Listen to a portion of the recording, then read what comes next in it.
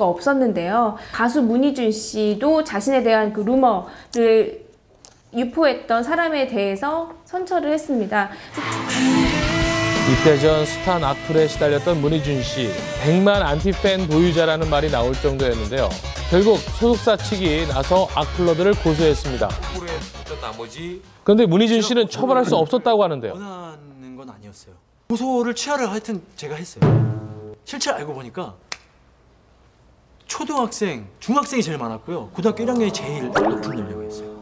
그래서 한순간 너무 허무했어요. 스타들을 괴롭히는 악플러 중엔 전문직 종사자들도 있어 충격을 주고 있는데요. 송혜교 씨 측이 고소한 악플러도 마찬가지였다고 합니다.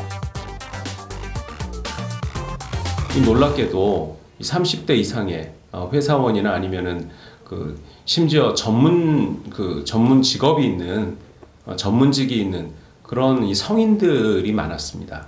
헌법재판소가 인터넷 실명제에 대한 위헌 판결을 내리면서 대형 포털 사이트들이 실명 확인 절차를 없애기 시작했습니다. 악플러의 증가 이후 작년에 폐지된 인터넷 실명제가 한몫했다고 볼 수 있습니다. 지난 6월 방송통신심의위원회에 신고된 악성 게시물만 봐도 한 달에 300여 건에 달한다고 하는데요. 인터넷 이용자 4명 중 1명꼴로 악성 댓글을 달아봤을 정도로 1년 만에 악플러의 활동이 늘어나게 된 셈입니다.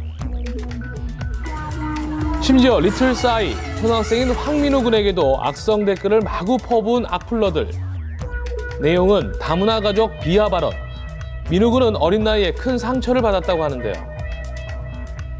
어머님이 이제 베트남 분이라는 이유로 그런 차별을 받고 있는 거를 민우 군은 매우 가슴 아파하고 있고요. 이 악플러 10명을 고소하기로 한 황민우 군의 아버지. 자기 나라로 돌아가라 어쩌라 할 때 우리 민우가 그때는 왜 엄마가 베트남으로 가야 되냐. 수사가 진행된 지 6개월째. 악플러들은 어떤 처벌을 받았을까요? 한 10명 정도? 그 사람들은 오히려 더 회사에다가 더 글을 올리고 적반하냐고 나온 사람들은 회사 측에서 이제 그 사람들은 이게 안 되겠구나 하고 댓글 한 사람들한테 한 발급적으로 막 200, 300 그렇게 발급 내리고 또 아직 다 끝나진 않았어요. 조사 중이에요. 미스 A 수지 씨의 경우 악플러에게 욕설, 성희롱 등 테러 수준의 공격을 받기도 했는데요. 자, 이 사진이 그중 하나고요. 미성년자였던 수지 씨를 성희롱을 한 악플러에게 소속사는 법적 대응을 했습니다. 그 후 성희롱 악성 게시물을 유포한 또 다른 악플러에게는 검찰 송치 처분이 내려졌다고 합니다.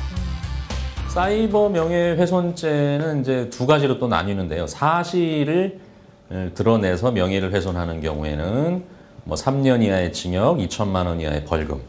아예 허위 사실을 이용해서 타인의 명예를 인터넷 공간에서 훼손하게 되면 7년 이하의 징역이나 5천만 원 이하의 벌금 이렇게 이제 엄하게 처벌하고 있습니다. 자, 익명을 방패 삼아 표현의 자유라는 명목으로 악성 댓글을 달아선 안 될 텐데요. 악플, 누군가에겐 칼이 될 수 있다는 사실 명심해야겠습니다.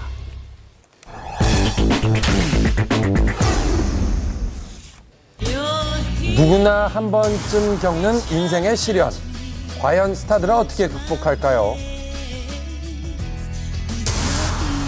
아픔을 이겨낸 그들의 이야기 지금 시작됩니다. 피하지 말고 부딪혀라. 역경을 이겨낸 스타의 방법 첫 번째, 솔직하게 고백한 스타들. 기성용 선수를 향한 취재진의 관심이 이날 매우 뜨거웠습니다. 그래서 한혜진 씨가 기성용 선수의 기자회견에 방해가 되지 않도록 이렇게 배려한 것으로 보입니다.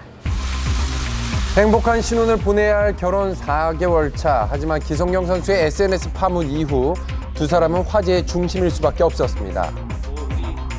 계속되는 논란에 대해 한혜진 씨가 직접 입을 열었는데요. 대중에게 많이 노출이 돼 있는 직업이기 때문에 문매를 맞아야 할 때는 충분히 그 문매를 맞고 지나가야 한다라는 생각을 갖고 있습니다.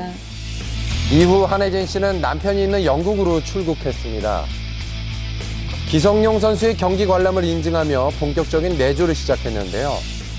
그로부터 3개월 후 귀국한 기성용 선수가 사과를 전했습니다. 마음을 여시고 기회를 주신다면 언제든지 찾아뵙고 다가갈 생각입니다.